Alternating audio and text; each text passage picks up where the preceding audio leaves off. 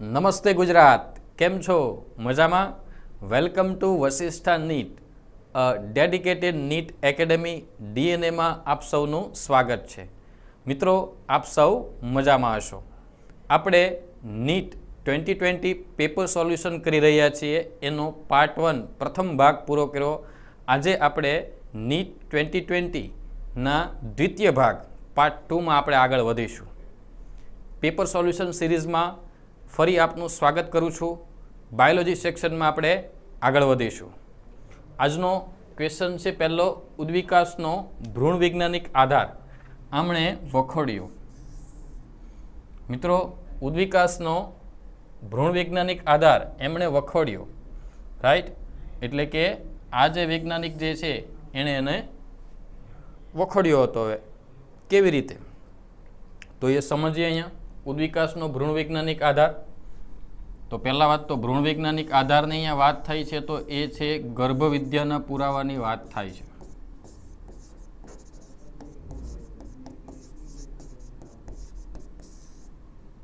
ગર્ભવિદ્યાના પુરાવા. ગર્ભવિદ્યાના પુરાવા કોણે આપ્યા? અંશ હેકલે આપ્યા, રાઈટ? અને એને અવરોધો એટલે કે એને વખોડ્યો કોણે? તો કે બેયરે. તો જોઈએ ઓપ્શનમાં કાર્લ અંશ વોન બેયર, યસ. એટલે આ આપણો જવાબ હશે. આલ્ફ્રેડ વાલેસ નહીં, એમણે ડાર્વિનના પ્રાકૃતિવાદને સમર્થન આપેલું એટલે નહીં આવે. ચાર્લ્સ ડાર્વિન પ્રાકૃતિવાદ આપ્યો અને ઓપેરિન રાસાયણિક ઉદ્વિકાસ સમજાવ્યો, એટલે આ ત્રણેય નહીં આવે.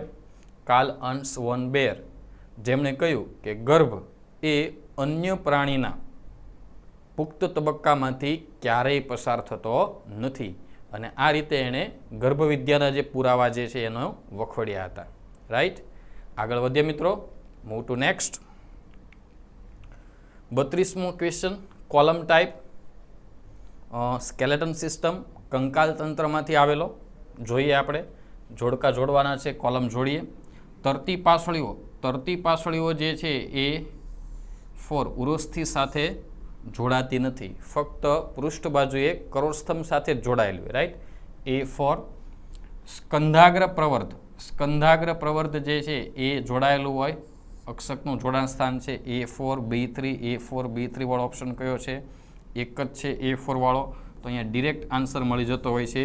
કોલમ ટાઈપની અંદર હંમેશા એક કે બે જોડકા જોડીએ એટલે તરત જ એનો આપણે આન્સર જોઈ લેવાનો. તો અહીંયા મળી જાય છે, આપણે જોડી લઈએ. સ્કંધાસ્થિ અને સ્કંદ ઉલુખલ. તો સ્કંધાસ્થિ જે છે એ બીજી અને સાતમી પાસળીની વચ્ચે આવેલું હોય, અને સ્કંદ ઉલુખલની વાત કરીએ તો એમાં ભુજાસ્થિનું શીર્ષ ગોઠવાયેલું હોય, રાઈટ? તો આ રીતે જે છે સાચી જોડ છે. સ્કેલેટન સિસ્ટમમાંથી બનાવેલો ક્વેશ્ચન. નેક્સ્ટ આગળ વધીએ. બીજાશયનો દેહ અહીંથી અંડનાલ સાથે જોડાયેલો છે. ક્વેશ્ચન અહીંયા છે, તમે ઇઝીલી વાંચી શકશો. તો આપણે જોઈએ કે બીજાશયનો દેહ અહીંથી જોડાયેલો છે અંડનાલ સાથે. તો અહીંયા અંડકની આપણે રચના દોરીએ.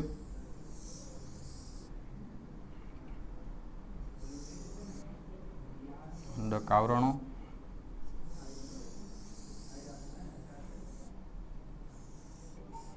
આ જે છે એ અંડનાલ છે, અથવા તો અંડક દંડ તરીકે ઓળખવામાં આવે.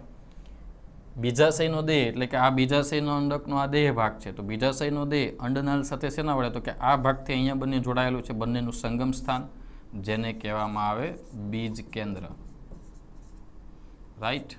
બીજ કેન્દ્ર તરીકે ઓળખવામાં આવે. તો ડેફિનેટલી આનો આન્સર કયો આવશે? એ, બીજ કેન્દ્ર.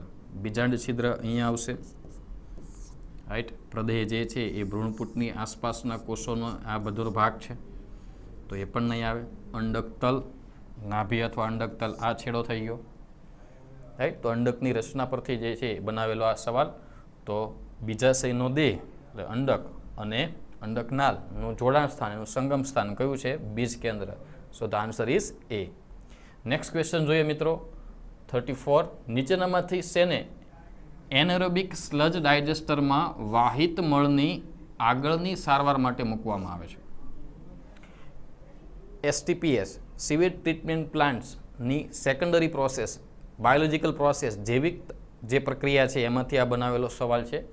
તો દ્વિતીય અને પ્રાથમિક પ્રક્રિયા જો તમને ખબર હોય મિત્રો, તો અહીંયા ડેફિનેટલી તમને આન્સર ઇઝી છે કે એનરોબિક સ્લજ ડાયજેસ્ટરમાં શું મોકલવામાં આવે તો કે એ એક્ટિવ સ્લજ હશે,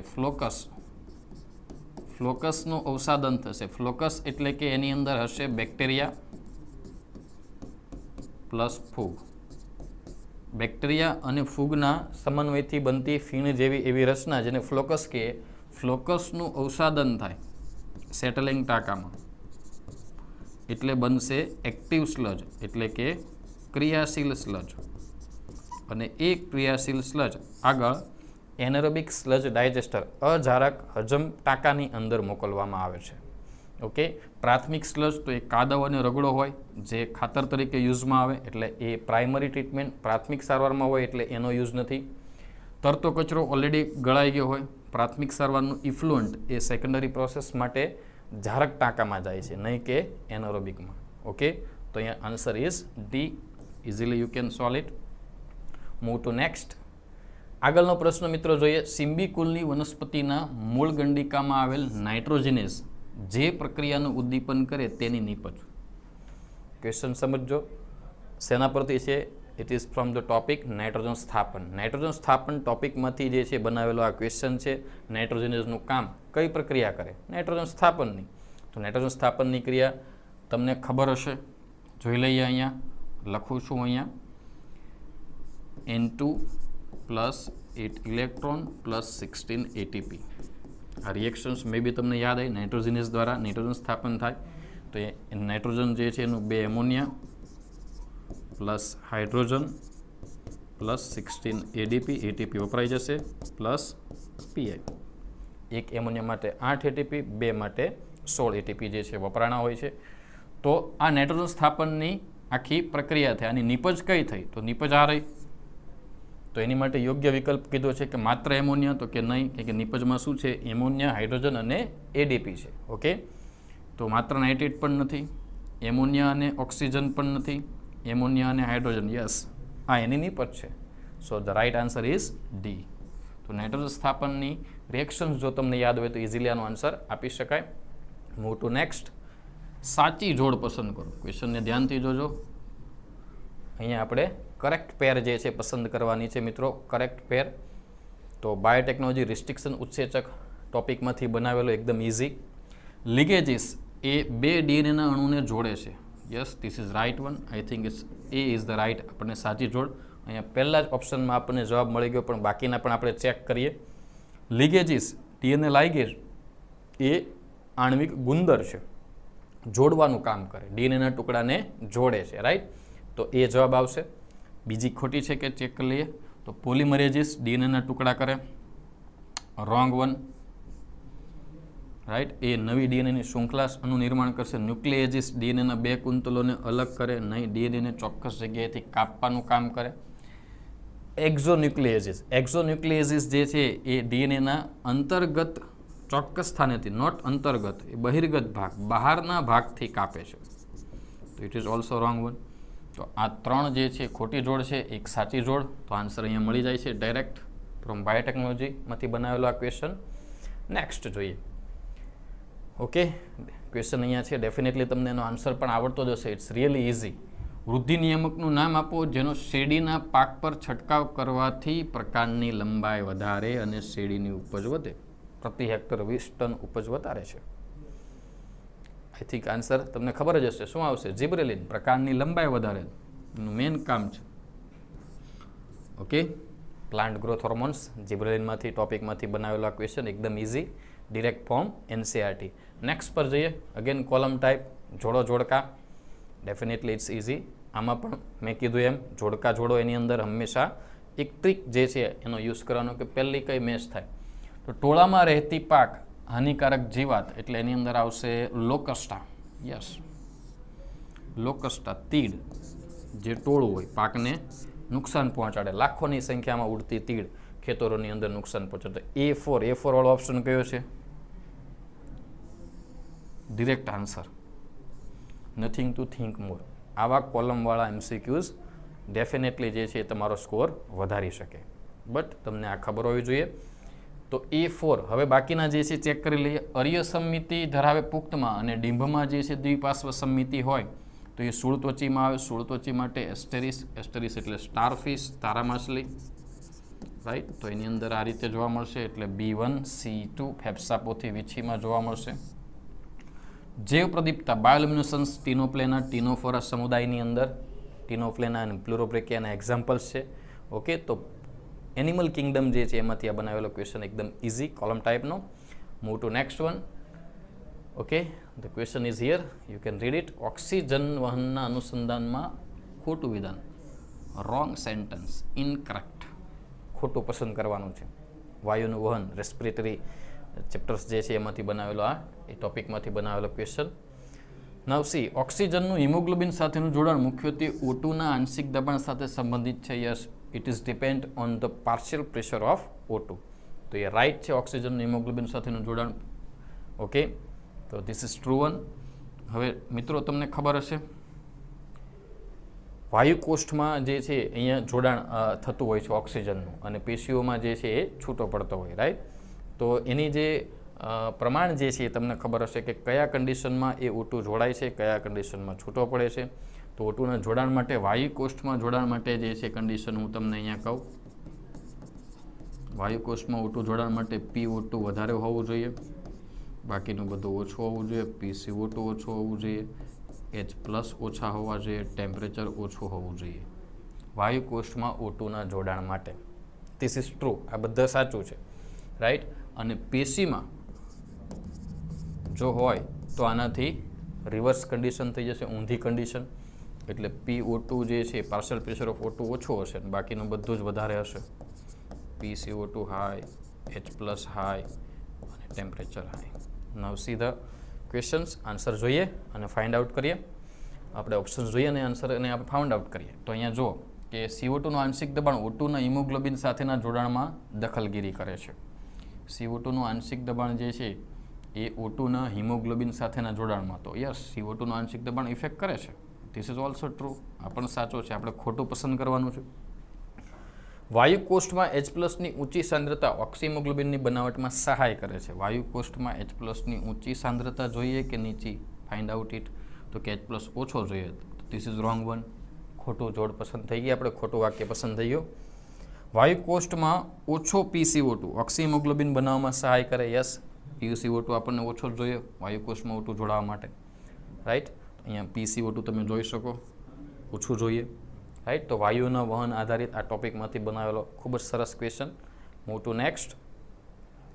વનસ્પતિમાં આવશ્યક તત્વો અને એમના કાર્યને અનુલક્ષીને અહીંયા જોડકા. Again column type, it's really easy. જોડીએ આપણે. લોહ તત્વ યાની Fe આયનની વાત કરી છે, તો શું કામ કરશે આમાંથી? Okay, find out. ક્લોરોફિલનું સંશ્લેષણ, ક્લોરોફિલ બનાવશે. તો A3 વાળો ઓપ્શન જોઈએ આપણે. A3 વાળો ઓપ્શન કયો છે? Here it is. ચેક કરી લઈએ બાકીના.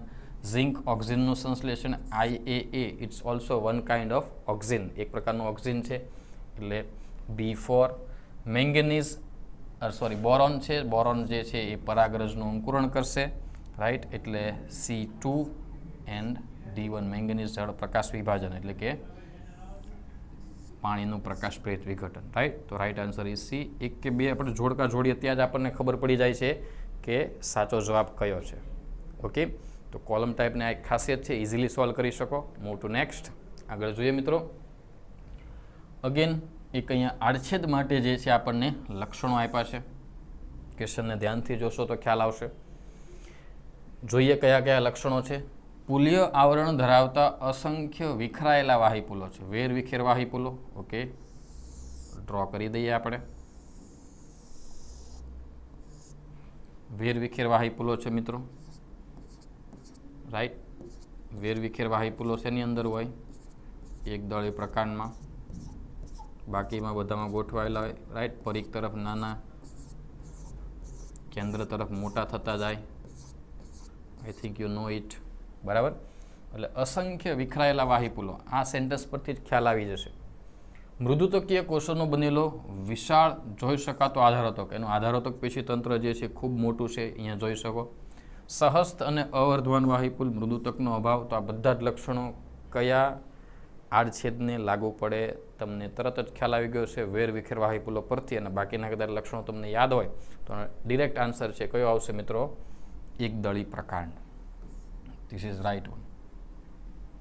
રાઈટ, મકાઈનું પ્રકાંડ જે છે એની અંદર આ રીતની રચના જોવા મળે છે. ઓકે, એના વાહીપુલ જે છે તો એમાં સહસ્ત અને અવર્ધમાન, એટલે કે એમાં આ ટાઈપનો લુક હોય છે, તમને ખબર હશે. આ અન્નવાહક પેશી, જલવાહક પેશી છે, આદિદારુ અનુદારુ, અને અહીંયા જે છે અન્નવાહક પેશી. તો જપે અને અપે સહસ્ત થયા. Right, this type of look of વાહીપુલ મે બી તમે યાદ હશે. ઓકે, તો right answer is A. Nothing to think more, easy છે પણ ખૂબ સારી રીતે બનાવેલો ક્વેશ્ચન. Move to next. પ્રકાશ પ્રક્રિયામાં પ્લાસ્ટોક્વિનોન અહીંથી ઇલેક્ટ્રોનને ખસેડવામાં મદદરૂપ થાય છે. લાઇટ રિએક્શનમાં પ્લાસ્ટોક્વિનોન ઇલેક્ટ્રોનને અહીંથી, એટલે ક્યાંથી આગળ વધારે છે, ક્યાંથી ક્યાં લઈ જાય છે. પ્રકાશ પ્રક્રિયા, લાઇટ રિએક્શન્સ જોઈએ. ઓકે, PS2નું ઓકે પ્લાસ્ટોક્વિનોન, તો પ્લાસ્ટોક્વિનોન શેમાં આવશે? નોન સાયક્લિક ફોટોફોસ્ફોરાઇલેશન, એટલે કે ઝેડ સ્કીમ. ઝેડ સ્કીમ તમને યાદ હશે કે PS2 માંથી ઉત્પન્ન થયેલા electron primary electron acceptor, primary વીજાણુગ્રાહકમાંથી ઇલેક્ટ્રોન ટ્રાન્સપોર્ટ ચેનમાં જશે. આ electron transport chain, right, ETC વીજાણુ પરિવહન શૃંખલા જે છે એમાં જશે. એમાં પહેલો ગ્રાહક પ્લાસ્ટોક્વિનોન. તો અહીંથી ક્યાં જાય? તો કે અહીંથી જે છે તમને ખબર હશે સાઇટોક્રોમ B6 અને F છે, ત્યાંથી પ્લાસ્ટોસાઇનિન, ત્યાંથી ક્યાં જશે? PS1માં, અને PS1માંથી પછી આગળ જશે. આ ઝેડ સ્કીમ તમને યાદ હશે. અથવા બીજો રેફરન્સ લઈ શકો, કેમિઓસ્મોટિક સિદ્ધાંત, એમાં પણ આ ક્રમ આપ્યો છે. તો કોઈ પણ બેમાંથી એક તમે સમજી શકો. તો ઇલેક્ટ્રોન જે છે એ પ્લાસ્ટોક્વિનોન ક્યાં લઈ જાય? તો કે સાઇટોક્રોમ B6, પ્લાસ્ટોસાઇનિન અને PS1 તરફ. તો જોઈએ આપણે એવો ઓપ્શન PS2થી લઈ જવાનો છે. ઠીક છે, પ્લાસ્ટોક્વિનોન એ ઝેડ સ્કીમમાં સંકળાયેલો છે. PS2 વાળો એક જ ઓપ્શન છે, એટલે હિયર ઇઝ PS2થી સાઇટોક્રોમ B6F સંકીર્ણ તરફ, સાઇટોક્રોમ સુધી. ઓકે, તો અહીંયા આ રીતે ઝેડ સ્કીમમાંથી બનાવેલો આ ક્વેશ્ચન. આગળ જોઈએ મિત્રો. 43. નીચે પૈકીના પ્રદેશોમાંથી કયો સૌથી વધુ જાતિ વિવિધતા? નથિંગ ટુ થિંક મોર. બોલો, પૃથ્વીમાં સૌથી વધુ જાતિ વિવિધતા ક્યાં? એમેઝોનના વર્ષા જંગલોમાં. તો એમેઝોન વાળો જંગલ, yes, here it is. Biodiversity ટોપિકમાંથી એકદમ ઇઝી ક્વેશ્ચન. નેક્સ્ટ આગળ વધીએ. ભાષાંતર, ટ્રાન્સલેશનનો પ્રથમ તબક્કો કયો છે? બોલો. ભાષાંતરની ક્રિયા થાય ત્યારે સૌથી પહેલાં શું થાય? તો કે tRNA જે છે એક્ટિવ થશે. રાઈટ, એટલે tRNA જે છે એક્ટિવ થાય એટલે કે tRNAનું ચાર્જિંગ થશે. tRNAનું ચાર્જિંગ, જેમાં શું થાય છે મિત્રો? બોલો. તો કે tRNA જે છે એ ની સાથે કોણ જોડાય? એમિનો એસિડ જોડાય છે. આ પ્રોસેસને એમિનો એસાઇલેશન પણ કહેવાય છે. એમિનો એસાઇલેશન ઓફ tRNA અથવા tRNAનું ચાર્જિંગ. આ tRNA એમિનો એસિડ લઈ અને રિબોઝોમના નાના પેટા એકમ સાથે પછી mRNA જોડાય સેકન્ડ સ્ટેપમાં, અને પછી જે છે એમિનો એસિડ લઈને આવે છે અને પ્રારંભ થાય છે. તો ફર્સ્ટ સ્ટેપ કયો આવશે? કે tRNAનું ચાર્જિંગ. આ પ્રક્રિયા એટલે tRNAનું amino acylation. This is the right one. ડીએનએનું અણુને ઓળખવાનું પણ નથી થતું, એન્ટીકોડોનને ઓળખવાનું પણ નથી થતું. એન્ટીકોડોન તો પછી ઓળખાય, પહેલાં એમિનો એસિડ જોડાય તો ને. અને mRNA સાથે જોડાવાનું એ સેકન્ડ સ્ટેપમાં આવશે કે આપણને પૂછવું છે ફર્સ્ટ વન, પહેલો તબક્કો કયો. ક્લિયર? તો right answer is C. Move to next. આગળ જોઈએ મિત્રો. 45મો પ્રશ્ન. It's really easy. ક્વેશ્ચન વાંચીને જ તમે જવાબ આપી દેશો અને તમારો જવાબ આવી ગયો હશે. પ્લાઝ્મોડિયમનો ચેપી તબક્કો. પ્લાઝ્મોડિયમ જે છે માનવ શરીરને કયા સ્વરૂપે જે છે ચેપ લગાડે છે? તો જ્યારે માદા એનોફિલિસ મચ્છર કરડે છે ત્યારે એની લાળ ગ્રંથિમાં હોય સ્પોરોઝોઇટ. રાઈટ, આ સ્પોરોઝોઇટ ત્રાકાકાર સ્વરૂપે હોય. આ રીતનો એનો આકાર હશે. રાઈટ, તો સ્પોરોઝોઇટ જે છે એ આપણા લોહીમાં જાય છે, તો એ આપણને ચેપ લગાડે છે. ટ્રોફોઝોઇટ નહીં, it's sporozoite. This is the right answer. નહીં જન્યુકોષ પણ નહીં, અને નર માદા કોઈ પણ જન્યુકોષ આવતો નથી. સ્પોરોઝોઇટ ત્રાકાકાર કોષ જે છે આપણને ઇન્ફેક્શન લગાડતું હોય, ચેપ લગાડતું હોય. તો ડિરેક્ટ છે મેલેરિયાના લાઈફ સાયકલમાંથી. Move to next. Okay, question read કરો અને find out. It's really easy. Right. Cell the life of unit ટોપિકમાંથી ગ્લાયકોલિપિડ્સ એન્ડ ગ્લાયકોપ્રોટીન્સના ઉત્પાદન માટે નથિંગ ટુ થિંક મોર. કોણ ઉત્પાદન કરશે મિત્રો? ઇટ્સ ગોલ્ગી કાય. Right answer is C. Glycolipid અને ગ્લાયકોપ્રોટીનના સંશ્લેષણ સાથે સંકળાયેલ અંગિકા એટલે ગોલ્ગીકાય. રાઈટ. આગળ જોઈએ. ગોલ્ગીકાયનું મહત્વનું કાર્ય છે, ગ્લાયકોસિડેશન પ્રોસેસ કરશે. Next, basic amino acid. Basic amino એસિડને ફાઇન્ડ આઉટ કરવાના છે. It's really easy. Amino acid acidic, basic, તટસ્થ, એરોમેટિક અલગ અલગ ટાઈપના છે. ઓકે. એમિનો એસિડ પ્રોટીન ટોપિકમાંથી બનાવેલો. તો જોઈએ tyrosine. Tyrosine it's I think it's aromatic. Okay, aromatic amino acid છે મિત્રો.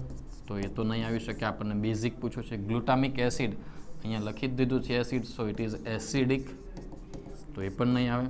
Lysine it's a basic amino acid, તો અહીંયા જવાબ સી આવશે. વેલાઇન, વેલાઇન એ તટસ્થ છે, ન્યુટ્રલ છે. રાઈટ. આ મે બી તમને યાદ હશે, 3 છે બેઝિક: આર્જિનિન, હિસ્ટિડિન અને લાઇસિન. રાઈટ. આર્જિનિન, હિસ્ટિડિન અને લાઇસિન આ 3 બેઝિક એમિનો એસિડ છે. તો બેઝિક એમિનો એસિડનો આન્સર અહીંયા ડિરેક્ટ છે, ડિરેક્ટ ફ્રોમ એનસીઆરટી. આગળ જોઈએ. Again C. એક વારના સિટ્રિક એસિડ ચક્રમાં પ્રક્રિયાર્થી સ્તરે આટલા ફોસ્ફોરાયલેશન થાય. સિટ્રિક એસિડ ચક્ર, find out it. Citric acid, citric acid ચક્રમાં શું? ટીસીએ ચક્ર, ક્રેબ્સ સાયકલ. ક્રેબ્સ સાયકલમાંથી બનાવેલો આ ક્વેશ્ચન. It's really easy.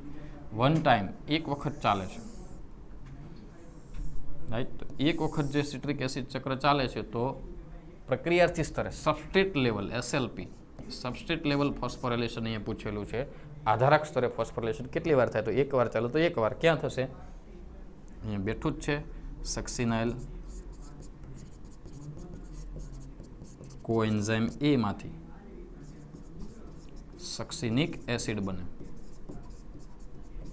ત્યારે જીટીપીનો અણુ ગેટ કન્વર્ટ તો જીડીપી પ્લસ પીઆઈ, અને સાથે યુગ્મક પ્રક્રિયા છે એ દરમિયાન જે છે એડીપી પ્લસ પીઆઈ, એટલે એડીપીમાં એક ફોસ્ફરસ ઉમેરાય અને શું બની જાય છે? એટીપી. એટલે કે આધારક સ્તરે ફોસ્ફરીકરણ ઓનલી સિંગલ ટાઈમ, એટલે એક જ વાર, એક વાર ચક્ર ચાલે તો એક જ વાર જે છે એ ફોસ્ફોરાયલેશન થાય. તો આન્સર જોઈએ 0 વાર, નહીં 1 વાર. Yes, this is the right one. 2 વાર પણ નહીં, 3 વાર પણ નહીં.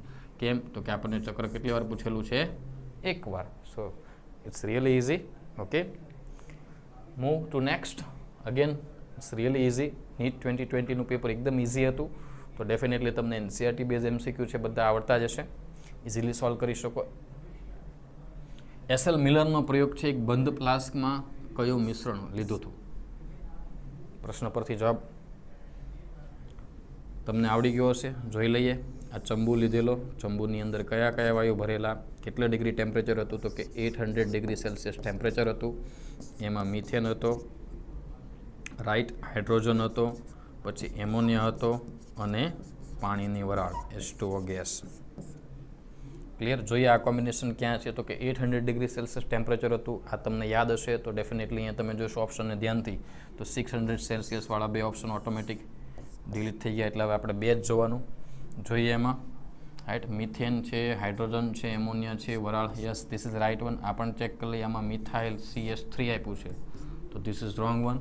NH4 આપ્યું છે, this is wrong one. Okay, તો right answer is A. SL મિલરે પૃથ્વીના આદિ વાતાવરણ જેવા આદિ વાતાવરણનું નિર્માણ પ્રયોગશાળામાં કર્યું અને ઉદ્વિકાસના, રાસાયણિક ઉદ્વિકાસને એમણે પુરાવા આપેલા. આગળ જોઈએ મિત્રો. 50 number questions. Again really easy.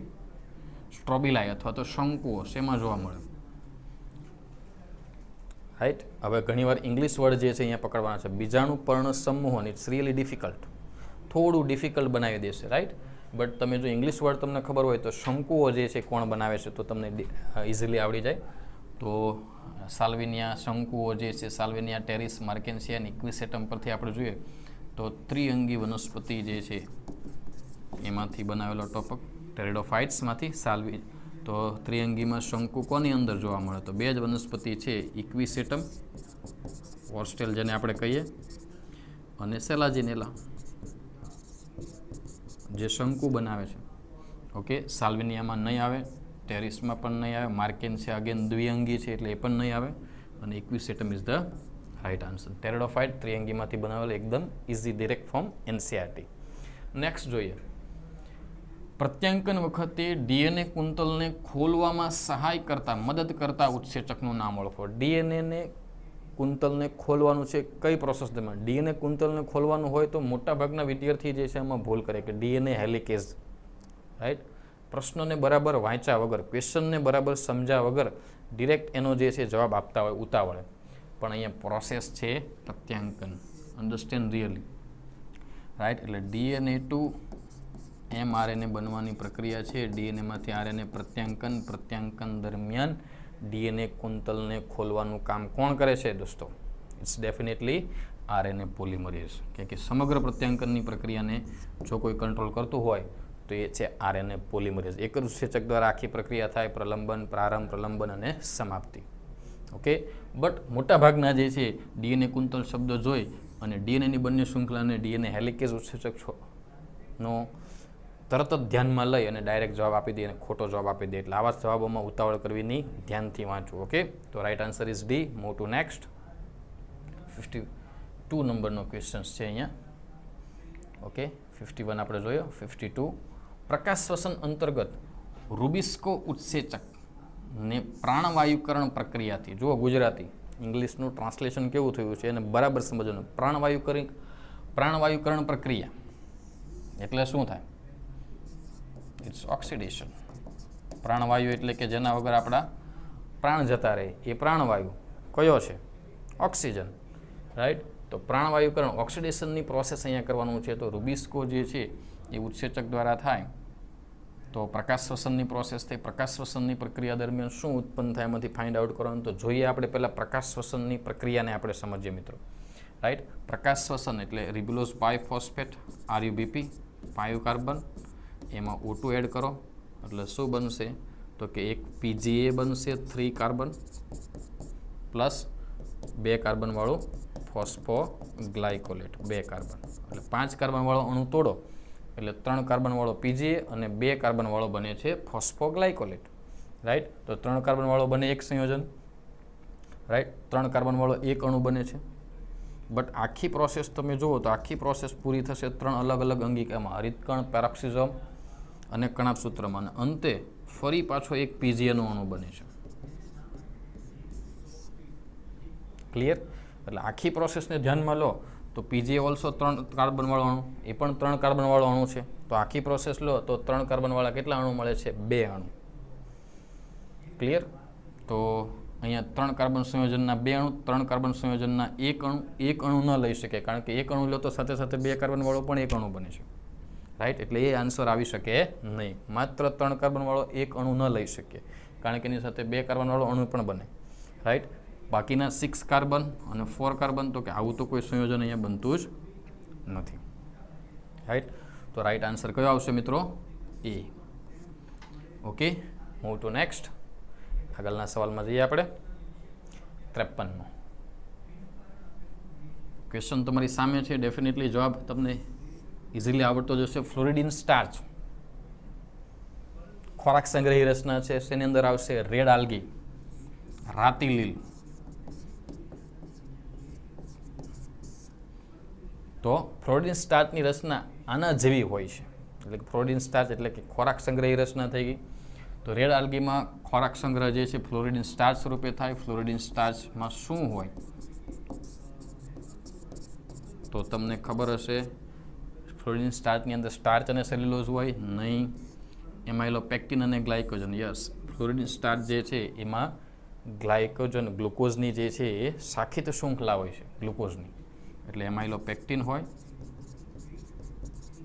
અને બીજું શું હશે મિત્રો? Plus glycogen. ઓકે. તો રાઈટ આન્સર તો અહીંયા મળી ગયો છે. બાકીના ચેક કરીએ. મેનિટોલ એ બદામી લીલમાં આવે છે. લેમિનારિન અને સેલ્યુલોઝ અગેન નહીં આવે. ક્લિયર? સેલ્યુલોઝ એ ખોરાક સંગ્રહી રચના નથી, કોષ દિવાલ રચનાઓમાં જોવા મળે. તો રાઈટ આન્સર ઇઝ બી. એટલે કે ફ્લોરિડિન સ્ટાર્ચ સ્વરૂપે ખોરાક સંગ્રહ થાય. ફ્લોરિડિન સ્ટાર્ચમાં શું હોય તો કે એમાઇલોપેક્ટિન અને ગ્લાયકોજન. ડિરેક્ટ આન્સર છે રેડ આલ્ગીમાંથી. Move to next. Okay, it's really easy. વૃદ્ધિની પ્રક્રિયા દરમિયાન સૌથી વધુ હોય, મેક્સિમમ ગ્રોથ ફેઝ. ઓકે, તો વૃદ્ધિની પ્રક્રિયા જે છે એનો ગ્રાફ આપણે સમજીએ. વૃદ્ધિની પ્રક્રિયા શરૂઆતમાં ધીમી હોય, પછી ખૂબ ઝડપી અને પછી સ્ટેબલ થાય. એસ આકારનો આવો આલેખ મળે છે. તો આ જે થઈ એ ધીમી પ્રક્રિયા થઈ મિત્રો. આ સ્થાયી તબક્કો, ઓકે, એટલે કે સ્ટેશનરી ફેઝ. અને આ જે છે એ લોગ ફેઝ કહેવાય, અથવા તો ઝડપી વૃદ્ધિ તબક્કો. Clear? Now you find out the answer easily. અહીંયા જો ઇંગ્લિશનું ગુજરાતી એટલે ઝડપી વૃદ્ધિ તબક્કો નથી, પણ અહીંયા ઇંગ્લિશ નામનો યુઝ કર્યો છે લોગ તબક્કો, તો તમને જવાબ અહીંયા ડાયરેક્ટલી મળવો જોઈએ. મંદ વૃદ્ધિ પણ નહીં આવે. જીર્ણતા એટલે ઘસારો, સુસુપ્તતા એટલે કે બધી જ ક્રિયા અટકાવી દીધી હોય ત્યારે વૃદ્ધિ થતી હોય નહીં. તો ઓકે મિત્રો, નેક્સ્ટ ક્વેશ્ચનમાં આપણે આગળ વધીએ. 55 નંબર. નીચેનામાંથી વિધાન કયું વિધાન સાચું નથી? સાચું નથી એટલે કે ખોટું વિધાન આપણે પસંદ કરવાનું છે. જેનેટિક એન્જિનિયરિંગ, ઇન્સ્યુલિન પર આધારિત, હ્યુમ્યુલિન પર આધારિત આ ક્વેશ્ચન્સ છે. જોતા ખ્યાલ આવી જાય છે, બાયોટેકનોલોજીનો આ ક્વેશ્ચન્સ છે. ઓકે, તો ઇન્સ્યુલિનનું સંશ્લેષણ, પહેલું વિધાન છે મનુષ્યમાં ઇન્સ્યુલિનનું સંશ્લેષણ પ્રો ઇન્સ્યુલિન સ્વરૂપે થાય છે. I think this is right one, કારણ કે પ્રો ઇન્સ્યુલિન જ બને છે.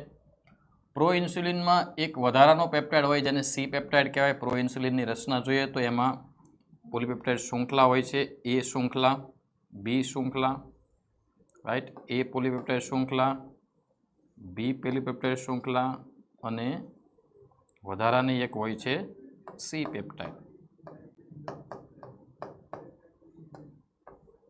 રાઈટ, તો સી પેપ્ટાઇડ એને કહેવામાં આવે પ્રો ઇન્સ્યુલિનમાં એક વધારાનો. This is also right. આ પણ સાચું છે. આપણે સાચું નથી એ વિધાન પસંદ કરવાનું છે મિત્રો. તો નેક્સ્ટમાં જોઈએ આપણે ઓપ્શન સીની અંદર સક્રિય ઇન્સ્યુલિનમાં એ અને બી બે શૃંખલા હોય જે હાઇડ્રોજન બંધથી એકબીજા સાથે જોડાય છે. હાઇડ્રોજન બંધથી જોડાય કે કયા બંધથી જોડાય? તમને ખબર હશે, બે શૃંખલા જે છે એ અને બી, બંને શૃંખલા એસ બંધ. આઈ થિંક યુ નો એને શું કહેવાય? ડાયસલ્ફાઇડ બંધથી જોડાય છે. કયા બંધથી જોડાય છે? ડાયસલ્ફાઇડ બંધથી, નહીં કે હાઇડ્રોજન. તો ધીસ ઇઝ રોંગ વન. આ સાચું નથી, ખોટું છે. તો આપણો જવાબ મળી ગયો સી. ડી પણ ચેક કરી લઈએ. જનીન ઇજનેરી વિદ્યાવાળું ઇન્સ્યુલિન ઈ કોલાઈમાં પેદા થાય છે. Yes, this is right one. E coli બેક્ટેરિયાની અંદર જ એનું ઉત્પાદન જે છે કરવામાં આવતું હોય છે. Okay, move to next.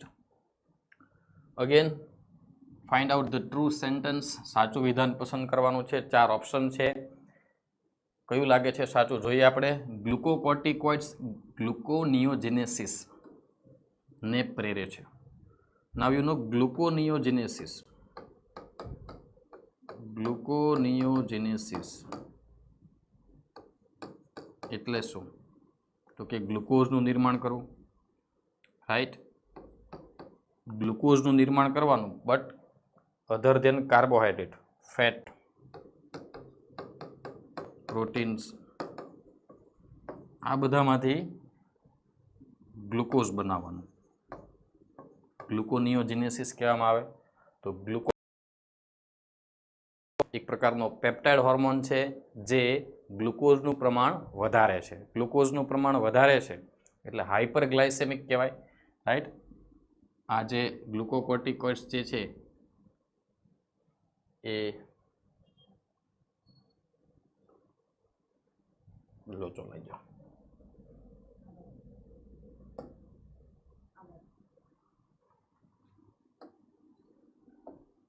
ગ્લુકોકોર્ટિકોઇડ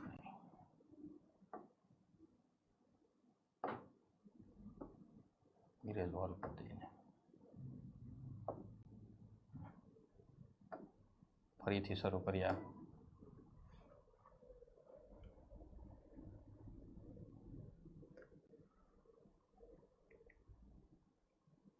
okay દોસ્તો, તો મૂવ ટુ નેક્સ્ટ. 55 પછી 56. સાચું વિધાન પસંદ કરો. What is the true sentence? અહીંયા 4 સેન્ટેન્સ આપ્યા છે. Find out one. Glucocorticoid steroid hormone છે, ગ્લુકોનિયોજેનેસિસ પ્રેરે છે. ગ્લુકોકોર્ટિકોઇડ ગ્લુકોનિયોજેનેસિસ, ગ્લુકોનિયોજેનેસિસ, ગ્લુકોનિયોજેનેસિસ એટલે શું? તો કે ગ્લુકોનિયોજેનેસિસ એટલે કે ગ્લુકોઝનું નિર્માણ કરવું, ગ્લુકોઝનું નિર્માણ કરવું, right. But other than carbohydrate, carbohydrate સિવાયના પદાર્થોમાંથી જે છે ગ્લુકોઝનું નિર્માણ કરવાનું, ફેટ છે, પ્રોટીન છે એટલે કે ચરબી, પ્રોટીન જેવા પદાર્થોમાંથી ગ્લુકોઝનું નિર્માણ કરવાને ગ્લુકોનિયોજેનેસિસ કહેવાય અને ગ્લુકોકોર્ટિકોઇડ આ કામ કરે છે. તો this is right one. But find out the other sentence, બીજા વાક્યને પણ આપણે જોઈએ. તો ગ્લુકાગોન એ હાઇપોગ્લાયસેમિયા સાથે સંકળાયેલો છે. What do you think about it? Glucagon one type of peptide hormone સ્વાદુપિંડમાંથી ઉત્પન્ન થાય આલ્ફા કોષો દ્વારા. તો કયા પ્રકારનો કહેવાય? તો એ હાઇપરગ્લાયસેમિક છે, ગ્લુકોઝનું પ્રમાણ રુધિરમાં વધારે છે. It is not a hypoglycaemic. Okay, તો ધીસ ઇઝ રોંગ વન. બાકીના પણ આપણે ચેક કરી લઈએ. ઇન્સ્યુલિન સ્વાદુપિંડ કોષો અને મેદપૂર્ણ કોષો પર કાર્ય કરે, યકૃત કોષો પર કાર્ય કરે છે, નહીં કે સ્વાદુપિંડ કોષો પર. This is also wrong one. અને ઇન્સ્યુલિન જે છે હાઇપરગ્લાયસેમિયા સાથે સંકળાયેલ છે. ચોથું સેન્ટેન્સ જોઈએ તો ઇન્સ્યુલિન હાઇપરગ્લાયસેમિયા સાથે છે કે hypoglycaemia? Insulin also peptide hormone which decrease the level of the glucose in blood. રુધિરમાં ગ્લુકોઝનું પ્રમાણ ઘટાડે છે. ઘટાડવું એટલે હાઇપોગ્લાયસેમિયા કહેવાય, not hyperglycaemia. This is also wrong. તો આ 3 સેન્ટેન્સ અહીંયા ખોટા થયા. સાચું વિધાન છે તો answer is A. Okay, move to next. આગળ જઈએ. અગેન કોલમ ટાઈપ 2020ના પેપરની આ ખાસિયત. Most of the question column ટાઈપના હતા. જોડો ઝાયગોટિન, પેકેટિન, ડિપ્લોટિન, પૂર્વાવસ્થા 1માંથી આ બનાવેલો ક્વેશ્ચન, અર્ધીકરણ 1ની. ઝાયગોટિનમાં સાયનેપ્સિસ થાય, સાયનેપ્સિસ સાથે સંકળાયેલું છે સૂત્રયુગ્મન. સૂત્રયુગ્મન ઓલ્સો નોન એઝ સાયનેપ્સિસ, જેમાં સમજાત રંગસૂત્રોની જોડી બને છે. પેકેટિન દરમિયાન વ્યતિકરણ થાય છે, જનીનના ટુકડાની અદલા બદલી, ક્રોસિંગ ઓવર, રાઈટ. ડિપ્લોટિન દરમિયાન સ્વસ્તિક ચોકડી બને છે અને ડાયકાઇનેસિસ દરમિયાન ઉપાંતિ ભવન, ટર્મિનલાઇઝેશન એટલે કે સમજાત રંગસૂત્રો જોડમાં રહેલા છે તે છૂટા પડે છે. ટર્મિનલાઇઝેશન અંતિમ પ્રોસેસ છે. તો જોડીએ. એ 4 વાળો ઓપ્શન કયો છે? This one, right. એટલે અહીંયા ડાયરેક્ટ જ આન્સર આપણને મળી જાય છે, but you have to solve this properly. Next, very easy one. વંદાનું શીર્ષ દૂર કરવામાં આવે તો તે થોડાક દિવસ સુધી જીવિત રહી શકે છે. કારણ આપો. વંદાના શીર્ષ કાપી નાખ્યું તમે તો થોડા દિવસ સુધી વંદો જીવતો રહે, એનું રીઝન શું છે? બોલો, શું લાગે છે તમને? વંદાનો ઉપરી અન્નાલીય ચેતાકંદ ઉદરના વક્ષ ભાગે આવેલો હોય. ઉપરી અન્નાલીય, ઉપરી અન્નાલીય ચેતાકંદ જે છે એની વાત કરીએ આપણે મિત્રો, તો અન્નળીની ઉપરના ભાગમાં હોય. ઉપરના ભાગમાં હોય તો એ કઈ બાજુ કહેવાય? પૃષ્ઠ બાજુ. ઓકે, તો ઇટ ઇઝ નોટ વક્ષ બાજુ, એટલે કે વક્ષ બાજુ હોય નહીં. ખોટું થયું આ વિધાન, એની માટે યોગ્ય કારણ નથી. વંદામાં ચેતાતંત્ર જ આવેલું હોતું નથી. નથિંગ ટુ થિંક મોર, આમાં વિચારવાનું જ નથી. ચેતાતંત્ર આવેલું જ છે. કઈ બાજુ આવેલું છે? વક્ષ બાજુએ, ચેતાકંદોનું બનેલું. શીર્ષમાં ચેતાતંત્રનો થોડોક ભાગ હોય છે, જ્યારે બાકીના ભાગમાં મોટા ભાગનું ચેતાતંત્ર વક્ષ બાજુ આવેલું હોય. This is right one, right. આ એનું સાચું કારણ લાગે છે, છતાં આપણે જોઈ લઈએ. ચેતાતંત્રનો 1/3 ભાગ આવેલ છે, જ્યારે બાકીનું તેના શરીરના પૃષ્ઠ ભાગે આવેલું છે. ચેતાતંત્ર, વંદાનું ચેતાતંત્ર જે છે એ વક્ષ બાજુએ છે, ચેતાકંદોનું બનેલું. પૃષ્ઠ ભાગે નહીં, વક્ષ બાજુએ આવેલું છે. એટલે આ સેન્ટેન્સ પણ ખોટું થયું. ક્લિયર? તો રાઈટ આન્સર સી છે. એનું કારણ છે કે શીર્ષમાં જે છે થોડોક જ ભાગ આવેલો છે, બાકીના જે ચેતાકંદો જે છે ઉદરમાં આવેલા છે, ઉદરીય ભાગમાં આવેલા છે. રાઈટ, 6 જોડ ચેતાકંદો ઉદરમાં છે, એટલે મોટા ભાગનું ચેતાતંત્ર જે છે એ એના ઉદર સાઇડ છે. એટલે કદાચ જો એનું શીર્ષ કાપી નાખવામાં આવે તો પણ એનો કંટ્રોલિંગ પાર્ટ જે છે એ ઘણો બધો બાકી રહી જાય છે ઉદરના ભાગમાં. એટલે શીર્ષ કાપી નાખવામાં આવે તો પણ થોડા દિવસો માટે એ જીવતો રહે છે. Next, again column type. જોડીએ આપણે એને. Easy one. પ્લાન્ટ એનિમલ કિંગડમમાંથી બનાવેલો આ ક્વેશ્ચન્સ. 6 થી 15 ઝાલર ફાટો. 6 થી 15 જોડ ઝાલર ફાટો શેમાં જોવા મળશે? ચુસ્મુખા. ઓકે, ચુસ્મુખા લેમ્પ્રી હેગફિશની અંદર હશે. વિષમપાલી પુચ્છ મીનપક્ષ. આ જે છે ગુજરાતી વડે અહીંયા સમજવાનો છે કે પુચ્છ મીનપક્ષ અસમાન. પુચ્છ મીનપક્ષ અસમાન હોય એટલે એક મોટું હશે, એક નાનો હશે. તો પુચ્છ મીનપક્ષ અસમાન શેની અંદર આવે? કાસ્થિ મત્સ્યમાં. પ્લવનાશય, વાતાશય, એનસીઆરટીમાં અને વાતાશય કીધું છે. વાતાશયની હાજરી શેમાં જોવા મળે બાળકો? યુ કેન ઇઝીલી સે અસ્થિ મત્સ્યમાં. અને ટ્રાઇગોન જે છે એટલે કે ઝેરકંટક શૂળ, ઝેરી દ્રવ્ય જે ઉત્પન્ન કરે એ ટ્રાઇગોન, જેના સંપર્કમાં આવવાથી મરી જાય વ્યક્તિને જો આપણને વાગી જાય છે તો એની પૂંછડીનો ભાગ, તો એ ઝેર ઉત્પન્ન કરે છે પોતાના રક્ષણ માટે, પણ બીજાના આમાં મૃત્યુ થઈ જાય. તો આ રીતે જે છે આ તમે જોડી શકો ઇઝીલી મળી જતું હોય છે. પહેલું જ જોડી આપણે A2 વાળો ઓપ્શન કયો છે? એક જ છે, તો નથિંગ ટુ થિંક મોર. અહીંયા આન્સર તો તરત જ મળી જાય છે નીટ 2020 પેપરમાં, બટ આપણે સોલ્વ કરવાનું છે એટલે બધી જ વસ્તુ જે છે જાણવી જરૂરી છે. નેક્સ્ટ એન્ડ લાસ્ટ વન, દ્વિતીય ભાગનો આ છેલ્લો પ્રશ્ન મિત્રો. મૂળ પ્રકાંડના તલ ભાગમાંથી ઉત્પન્ન થાય તેને આ કહેવાય. હવે મૂળ ક્યાંથી ઉત્પન્ન થાય? ધેટ યુ નો રેલી વેલ. મૂળ ક્યાંથી ઉત્પન્ન થાય તમે સારી રીતે જાણો છો કે ભ્રૂણમૂળમાંથી, જે ભ્રૂણધરી જે છે એ ભ્રૂણધરીના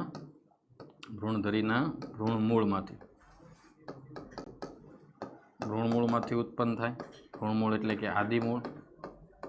અને અહીંયા આપણને પૂછ્યું છે શું? પ્રકાંડના તલ ભાગમાંથી, એટલે કે ભ્રૂણમૂળ સિવાયના ભાગમાંથી ઉત્પન્ન થાય અસ્થાનિક ભાગ કહેવાય. અસ્થાનિક મૂળ તંતુ મૂળ કહેવામાં આવે, રાઈટ. તો અહીંયા એમાંથી ઉત્પન્ન થતા મૂળને આપણે શું કહીશું? તંતુ મૂળ. નહીં કે પ્રાથમિક મૂળ, નહીં કે સ્તંભ મૂળ, નહીં કે પાર્શ્વીય મૂળ. Easy one. તો પ્રકાંડના તલ ભાગમાંથી જે મૂળ ઉત્પન્ન થશે એને આપણે શું કહીશું? તંતુ મૂળ. ઓકે મિત્રો, and that's all four today. Thank you very much. Thank you all. હવે આપણે નવા એપિસોડમાં એટલે કે નવા લેક્ચરમાં આપણે મળીશું તૃતીય ભાગ સાથે, નીટ 2020નો ત્રીજો ભાગ. તો hope you understand it very well. આપ સારી રીતે સમજ્યા હશો.